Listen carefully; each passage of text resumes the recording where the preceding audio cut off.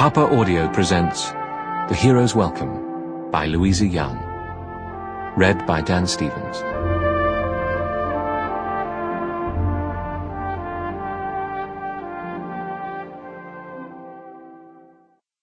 I knew that I was more than the something which had been looking out all that day upon the visible earth, and thinking and speaking and tasting friendship. Somewhere close at hand in that rosy thicket, or far off beyond the ribs of sunset, I was gathered up with an immortal company, where I and poet and lover and flower and cloud and star were equals, as all the little leaves were equal, ruffling before the gusts, or sleeping and carved out of the silentness. And in that company I learned that I am something which no fortune can touch, whether I be soon to die or long years away. Things will happen which will trample and pierce, but I shall go on, something that is here and there like the wind, something unconquerable, something not to be separated from the dark earth and the light sky, a strong citizen of infinity and eternity. The confidence and ease had become a deep joy. I knew that I could not do without the infinite, nor the infinite without me. The Style, from Light and Twilight by Edward Thomas. It has taken some 10 years for my blood to recover. From Goodbye to All That by Robert Graves. Part 1, 1919. Chapter 1. London, March 1919. Riley Purefoy did not think very much about the war. He didn't have to. It was part of him, if others mentioned it. But then they didn't. Neither the other old soldiers who had, most of them, realized very quickly that nobody wanted to hear what they might have to say, nor the civilians who drifted away at the same rate as the soldiers fell silent.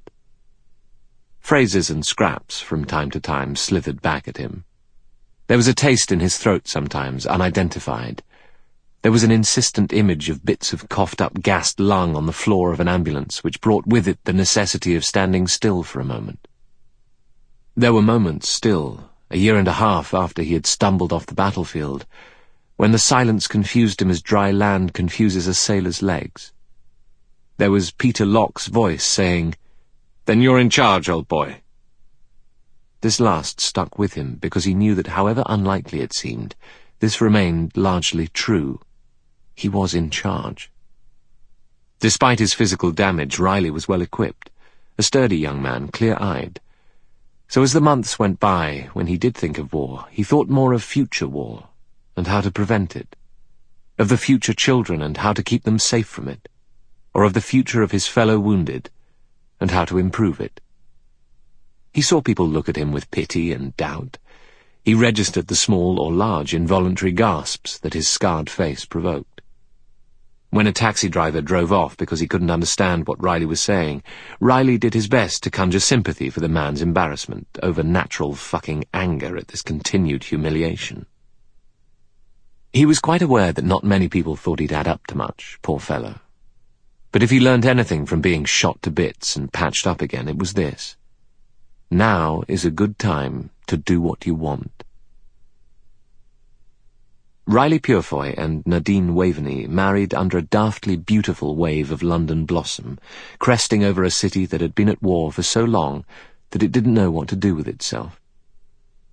On the wall of the register office a sign read, "No confetti, Defence of the Realm Act." The flying blossom storm took no notice of that. Dizzying eddies of it on the spring breeze, and mad sugar-pink drifts accumulating against the damp Chelsea curbstones.